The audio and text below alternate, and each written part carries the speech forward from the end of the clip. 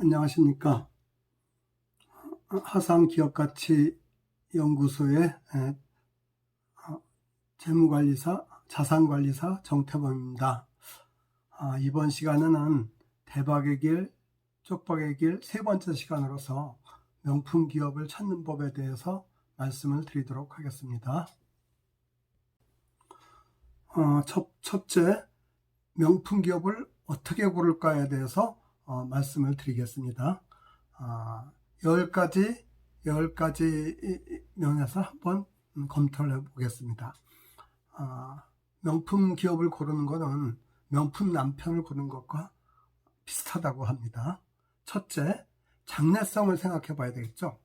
앞으로 승승장구할 사람인가. 남편을 고를 땐 그렇게 생각을 하겠죠. 명품 기업을 고를 때는 이 기업이 앞으로 성장할 것인가, 그 부분을 생각을 하게 합니다. 두 번째는 경제성을 생각해 봐야 됩니다.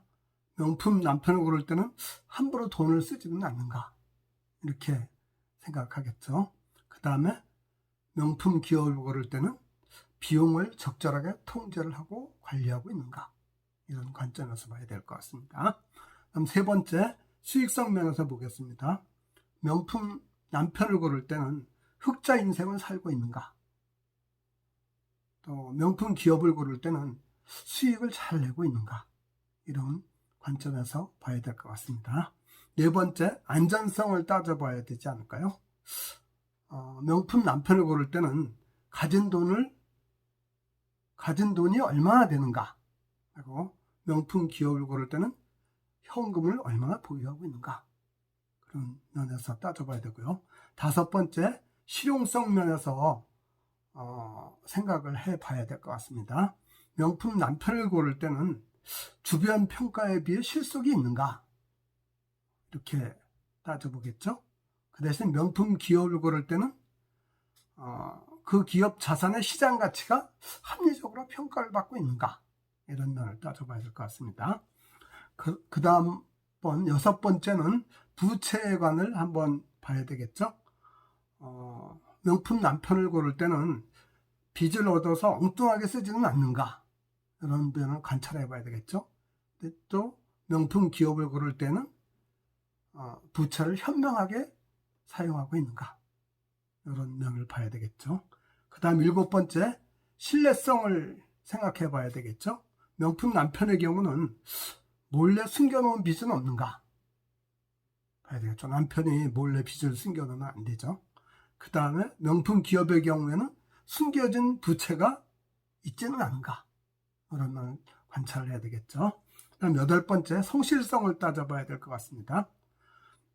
명품 남편의 경우는 자기 인생을 잘 성실하게 사는 사람인가, 이렇게 봐야 되겠고, 명품 기업의 경우에는 경영이 충분히 잘 되고 있는가, 이런 걸 따져봐야 되겠죠. 그 다음 아홉 번째, 수익력을 따져봐야 될 것 같습니다. 명품 남편의 경우에는 앞으로도 꼬박꼬박 돈을 잘 벌 수가 있는가, 를 고려해 봐야 될 것 같고, 명품 기업의 경우에는 투자자에게 배당을 꼬박꼬박 잘 줄 수 있을까 생각해 봐야 되겠죠. 열 번째, 의리면을 한번 볼 건데요. 명품 남편의 경우에는 나중에 늙어서도 아내를 소중하게 돌봐줄 자인가, 그 면을 고려해야 되겠죠. 그 반면에 명품 기업의 경우는 주주를 무시하고 배당을 마음대로 주지 않을 위험은 없는가, 이런 걸 따져봐야 될 것 같습니다. 큰 두 번째로, 그러면 명품 기업을 어떻게 찾아야 할까요? 여기에서는 1950년대부터 1980년대까지 미국 증권가에서 성장주 발굴 투자의 대가인 필립 피셔의 위대한 기업에 투자라는 책자에서 그 아이디어를 얻었습니다. 그 책자가 제시한 방안을 우리 독자님들한테 소개해 드리도록 하겠습니다. 이 필립 피셔는 지금 그 투자의 현예로 알려진 워런 버핏보다 한 세대 위의 사람으로서 투자론에 대해서 미국 스탠포드 대학의 경영대학에서 강의를 하기도 했습니다. 그분의 이론에 의하면 1단계는 조사 대상 기업을 선정합니다.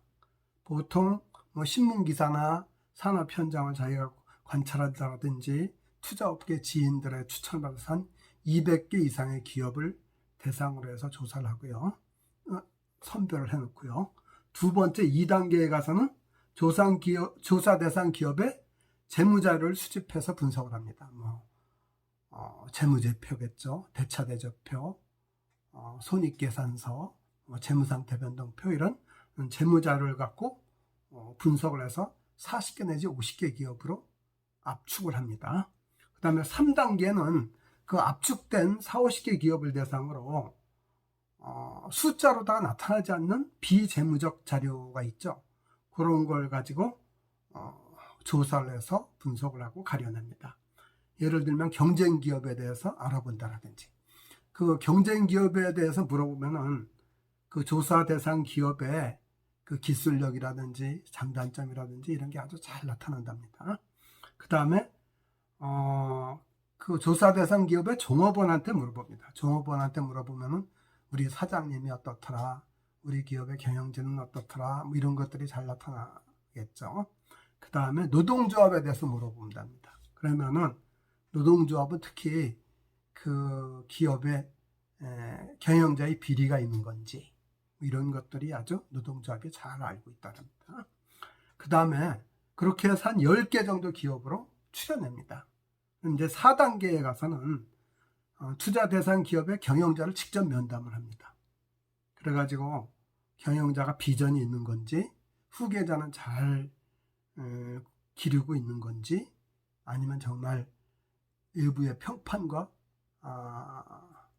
평판에 어울리게 경영자로서의 자질과 도덕적 회의감은 없는 건지 이런 걸 잘 따지는답니다. 그리고 그 기업을 미래에도 지속적으로 끌고 갈 수 있도록 발전시킬 수 있을 능력이 충분한 건지 따져가지고 마지막으로 투자 대상 기업을 한 2-3개를 선정해서 투자를 한다랍니다. 굉장히 어렵죠? 이렇게 긴 과정에 좋은 기업을 찾기는 전업 투자자가 아니면 힘들 겁니다. 저도 직장 생활을 하면서 주식 투자에 많은 관심을 갖고 있었지만 이렇게까지 도저히 할 수가 없었습니다. 이제 앞으로 저와 함께 가는 독자님을 위해서는 제가 이러한 역할을 대신하겠습니다.